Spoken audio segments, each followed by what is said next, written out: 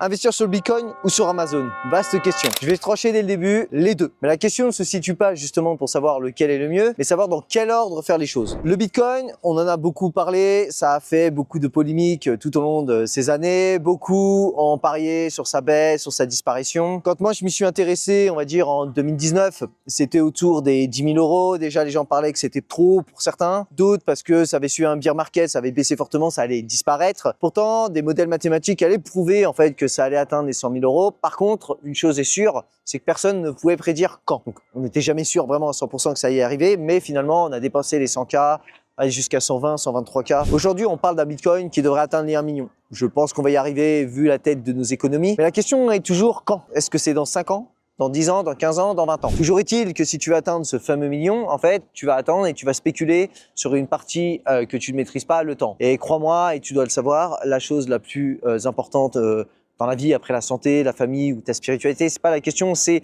le temps en fait. Tu vois, c'est quelque chose que tu ne peux pas épargner, c'est quelque chose que tu peux pas racheter. Et donc en fait, faire un pari sur une question de temporalité, pour moi, ce n'est pas vraiment ce qu'on peut appeler l'indépendance financière. Et puis un autre point, le Bitcoin, c'est quelque chose prendre de la valeur, et c'est surtout en fait avoir cette mentalité que c'est pour battre l'inflation et pour battre en fait nos monnaies singes. Chaque année, en fait, surtout sur le dollar, il y a à peu près 8% de liquidités qui sont rajoutées dans l'économie, ce qui fait que quand tu investis dans la bourse ou autre à 10%, en réalité, tu gagnes pas autant que ça. Je suis pas là pour faire des calculs précis ou même des calculs d'apothicaire. C'est pas l'objectif de cette vidéo. On n'est pas dans l'analytique. Là, on est plutôt sur un point de vue état d'esprit et stratégie. Toujours est-il que tes investissements ne rapportent pas autant que ça. Et donc, le Bitcoin, l'objectif premier, c'est pas l'objectif de cette chaîne, hein. Ça, il y en a qui en parlent beaucoup mieux que moi et je t'invite à aller consulter ces chaînes. Et donc, en fait, c'est une réserve de valeur. En fait, pour moi, le Bitcoin aujourd'hui, c'est prendre de l'argent et transférer de la valeur, si tu veux, dans le futur. Ni plus ni moins. Toujours est-il qu'à l'époque, quand je me suis intéressé, quand c'était à 10 000 $, aujourd'hui, ça vaudrait à peu près 100, 120 000 $.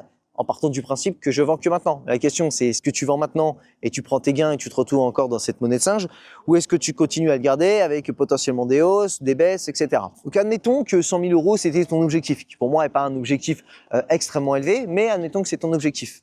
Une fois que tu as tes 100 000 euros, qu'est-ce que tu fais? C'est-à-dire que tu commences à les consommer, à les dépenser et tu te retrouves au fur et à mesure à ne plus avoir d'argent. Donc en fait, c'est un investissement pour préserver de la valeur, pour gagner en fait en pouvoir d'achat, en pouvoir économique, mais ce n'est pas quelque chose qui te rapporte des cash flows au quotidien. Et ces cash flows que tu récupères dans un business, c'est ça qui te permet de vivre et de réinvestir dans d'autres business. Et c'est pour ça d'ailleurs que les gros fonds d'investissement, les institutionnels étaient frileux et sont encore frileux pour certains d'investir dans le Bitcoin, c'est que c'est pas des investissements à cash flow. Et ça, c'est une métrique que les Américains regardent beaucoup quand ils font des investissements, c'est est-ce que ça rapporte beaucoup de cash flow. Quand on a vu que cet investissement te permettait en fait de gagner de la valeur et d'obtenir du patrimoine, c'est fabuleux le Bitcoin. Dans un ledger ou dans des wallets décentralisés, tu peux stocker de la valeur pour plusieurs milliers, dizaines, centaines de milliers d'euros. Donc pour reprendre ce que je te disais, reprenons en 2019, il valait 10 000. Aujourd'hui, en 2025, 2026, c'est autour des 100 000 $. Mais en attendant, qu'est-ce que tu auras fait pour qu'ils prennent de la valeur? D'ailleurs, en partant du principe qu'il en prenne et que tu savais pas s'il allait en prendre. En fait, tu vas continuer ton boulot. Et c'est sur ce point en fait que j'insiste. C'est que pour gagner cet argent, et j'étais en situation, tu vas continuer à être dans un emploi. Alors je parle pour ceux qui n'aiment pas leur boulot et qui comptent être libres en fait de ce point de vue-là. En fait, tu vas continuer à travailler en voulant en fait gagner cet argent en spéculant et en thésaurisant sans avoir en fait de réels projets. Tu vas continuer en fait à rester dans ton boulot que tu n'aimes pas. Et donc en fait, la première chose à faire avant même de gagner de l'argent, c'est de quitter cette prison mentale, de quitter ce qui t'emprisonne au quotidien par rapport au fait de spéculer sur un avenir meilleur. Déjà, contente-toi d'avoir un quotidien meilleur et après, essaye de gagner plus d'argent. Et c'est là que l'investissement dans le Bitcoin, alors je parle que du Bitcoin, je rentre même pas dans les crypto-monnaies parce que c'est vraiment pour moi celle-là qui est l'investissement sur lequel placer si tu veux sécuriser en fait le risque-gain et par rapport à sa fonctionnalité de réserve de valeur, pour moi, il y a que celle-là sur lequel je vais m'attarder aujourd'hui. Et ça répond pas à cette problématique de liberté. Alors effectivement, je te parle du principe de quelqu'un qui a 5, 10, 15, 20 000. Je te parle pas d'aujourd'hui quelqu'un qui vient et qui pose 200, 300 000 euros. C'est d'autres sujets. Moi, je m'adresse à des gens qui sont comme moi, qui avaient une épargne modeste par rapport à leur emploi et qui veulent juste charbonner et réussir. Moi, je parle à cette tranche de personnes. Je suis pas là pour parler à des gros investisseurs. A contrario, l'entrepreneuriat et notamment les business digitaux comme une boutique e-commerce ou Amazon, te permettent en fait d'arriver à ce combo gagnant. Donc je vais t'expliquer moi ma stratégie. Comme sur beaucoup de sujets, je t'expose mon point de vue, ce qui fonctionne, mais c'est totalement subjectif. Je prétends pas détenir la science infuse, surtout sur des sujets où il y a aussi de l'économie, etc. Donc ne me reprends pas dans les commentaires si j'ai vulgarisé le propos ou s'il y a des approximations autour du sujet. C'est tout à fait voulu, hein. Le but, c'est pas de rentrer dans des cours d'économie, de déflation, etc. Si aujourd'hui tu investis 5 à 10 K dans une boutique Amazon ou un autre business digital, tu vas récupérer bien plus que 120 000 euros en fait ou 120 000 dollars par la suite. Et en plus de ça, ça t'aura permis premièrement de pouvoir en fait te payer au bout d'un certain temps, ce que le Bitcoin ne te permet pas. Donc tu vas récupérer des cash flows mensuels, annuels, qui vont te permettre en fait d'avoir un retour sur investissement rapide. Tu vas créer cette boutique, donc tu vas obtenir des fiches produits qui font des ventes, qui ont des bons commentaires, qui ont un nombre de commentaires suffisant. Tu vas avoir un dépôt de marque, tu auras peut-être des contrats de confidentialité, tu auras peut-être déposé des brevets ou conceptualisé des produits. D'ailleurs, c'est sur ce type de lancement que j'accompagne de nombreux clients dans mon agence Amazon Lab. Bon, je suis pas là pour parler de ça. Tout ça pour te dire que tu auras créé un actif qui aura pris de la valeur. Donc en plus d'avoir une boutique qui te rapporte des cash flows mensuellement, tu auras un actif qui aura pris de la valeur, un peu comme de l'immobilier. J'aime bien prendre cette image d'une boutique que tu crées, step by step. Chaque mois, tu rajoutes une pierre à l'édifice, un nouveau produit, une nouvelle fiche produit, une nouvelle variation ou un nouveau pays sur lequel tu t'installes. Par exemple, tu étais sur la France et tu te lances sur l'Italie. Et je compare souvent ça en fait à de l'immobilier où tu achètes le terrain.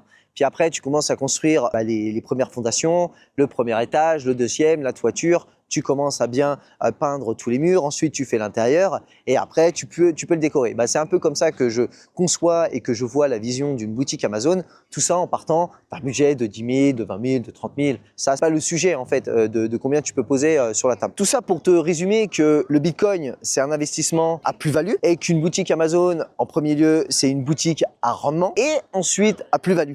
Donc, tu gagnes sur les deux tableaux. Donc, quand je te parlais au départ qu'il faut investir sur les deux, si tu comptes t'intéresser aux crypto-monnaies, c'est d'abord lance un business Amazon. Comme ça, tu vas récupérer des cash flows. Admettons que tu récupères, je dis n'importe quoi, 5 000 euros. Alors, je suis pas là pour te parler de rentabilité brute, de salaire, de charge sociale. Là, je te donne juste un concept. On n'est pas là pour des calculs d'apothicaire. Je pourrais te le faire dans une autre vidéo, mais c'est pas le sujet. Le but, c'est que tu récupères 5 000 euros de profit. Admettons que tu aies de besoin de 3 000 euros pour vivre. Admettons justement que c'est un brut. Et il te reste 2 000 euros. Donc, soit tu choisis de réinvestir dans ta boîte. Et admettons que tu veux les réinvestir dans le Bitcoin. C'est possible. Et avec ça, tu fais ce qu'on appelle un DCA. Tranquillement, tu réinvestis tous les mois. Et donc, c'est comme ça que tu achètes sans stress, sans te prendre la tête sur le prix. Et c'est comme ça, en fait, factuellement, beaucoup d'études ont montré que les long-termistes, en fait, sur l'achat de crypto-monnaies, de Bitcoin, gagnaient beaucoup plus que les traders. Je parle vraiment pour les débutants, tu vois. Et c'est là que tu fais une double pirouette. Admettons que ton Bitcoin passe de 100 000 à 1 million. Si tous les mois, tu réinvestis 1 000, 2 000, même 500 euros, en fait, de 100 000 à 1 million, on va parler d'un fois 10. En fait, tu crées ton business. Donc, tu crées du cash flow, tu crées en même temps un actif qui prend de la valeur. Et ce que tu récupères et que tu n'investis pas, c'est cette somme-là que tu vas investir sur le Bitcoin. Et donc, en fait, tu vas te retrouver avec cette épargne de 2000 quand tu remettras 2000 dans le Bitcoin en partant du principe, en faisant ce pari qui est risqué, que ça prenne un fois 10. Et en fait, à chaque fois que tu mets 2000 euros de côté, c'est comme si tu envoyais de la valeur et que dans 10 ans, par exemple, admettons sur 10 ans, j'entends des données crédibles que ça serait plutôt 10 ans que 5 ans, admettons. En fait, c'est comme si tu envoyais de la valeur et que tu envoyais 20 000 en fait dans 10 ans, enfin, tu envoyais 2000 et que ça se transformait en 20 000 dans 10 ans. Alors, il faut relativiser. 20 000 euros dans 10 ans, ça vaut pas 20 000 euros d'aujourd'hui. Donc, si tu actualisais en fait cet argent futur maintenant, alors là, je sais que j'en ai peut-être perdu ces concepts financiers. En fait, c'est peut-être que récupérer aujourd'hui que 15 000. D'accord? Si tu comprends pas dans les commentaires, je pourrais te faire une vidéo spécifique en fait sur l'actualisation. Comment est-ce qu'on évalue en fait aujourd'hui la somme des cash flows futurs. Donc c'est des concepts un petit peu plus complexes, mais qui sont importants dans n'importe quel business de comprendre ces concepts-là. Alors je t'ai exposé en fait une stratégie pour ceux qui veulent investir en fonction de leurs valeurs, en fonction de leurs principes, qui veulent pas prendre de crédit. Comment est-ce qu'on peut faire des multiples de façon intelligente. En fait, ce que je te montre là, c'est une stratégie de rendement et de valeur sur des actifs de façon intelligente. Je te prétends pas que c'est la meilleure stratégie. Il y en a qui vont faire de l'immobilier, qui vont faire même du Bitcoin avec de l'effet de levier, donc qui vont emprunter de l'argent pour récupérer plus dessus. Moi, je ne fais pas ça. Je fais pas d'effet de levier, je ne fais pas de la vente à terme ou des choses très complexes. Donc moi, voilà la méthode que je te propose. Avec 10K, par exemple, je te prends ce concept parce que c'est réellement ma situation.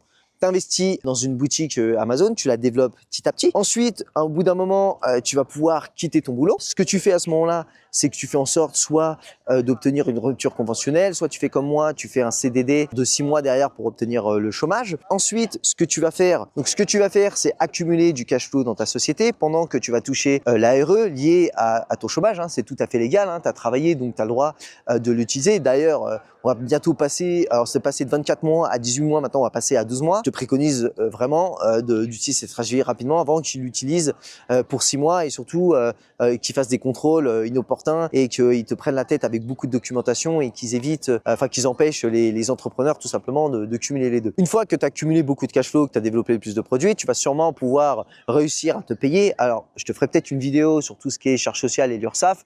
Donc là, il va falloir que tu aies quelque chose là qui fasse glisser la pilule parce que tu vas payer beaucoup de charges. Alors, je te parle quand tu es en France.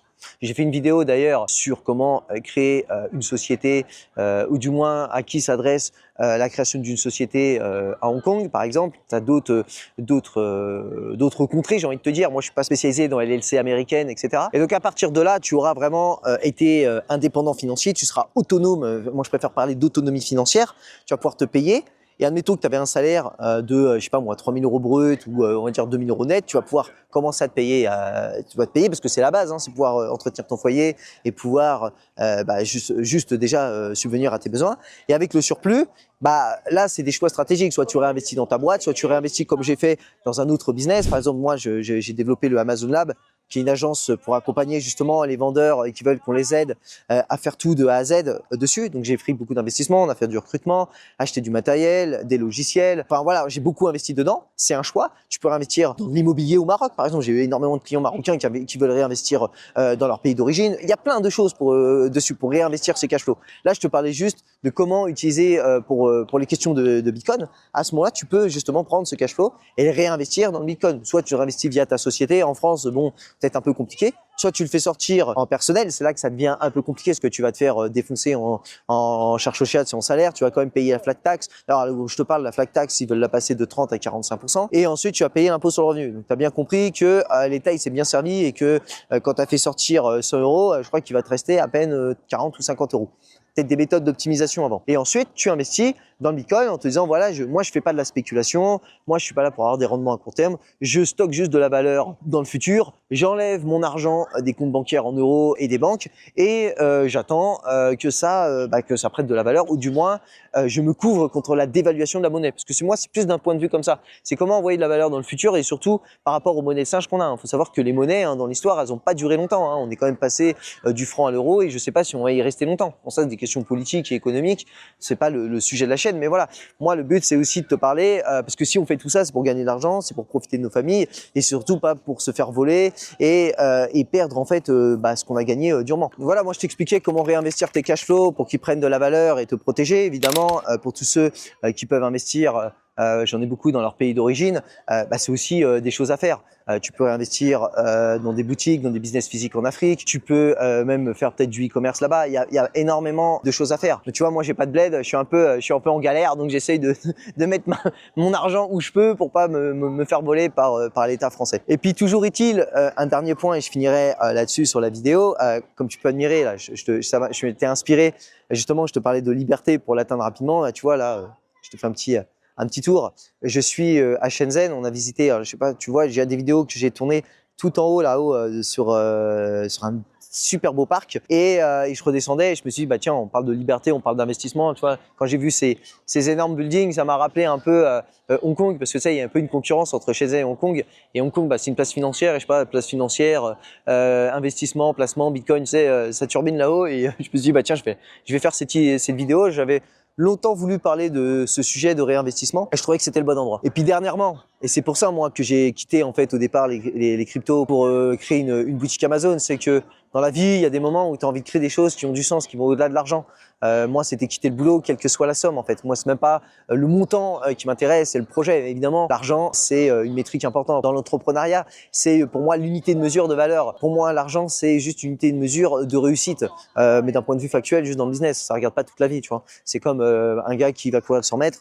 Bon, si tu le cours en 10 secondes, forcément, tu as mis plus de temps que celui qui court en 9 secondes. C'est tout. C'est qu'au-delà de l'argent, qui est qu'une métrique, hein, il n'y a pas que ça pour mesurer ton succès et ton bien-être. C'est que moi, j'ai eu un événement dans la vie qui fait que à un moment donné, investir en Bitcoin et attendre en bear market et être déprimé dans mon boulot, en fait, il a fallu que je me pose des questions. C'est comme ça que je me suis intéressé à l'entrepreneuriat.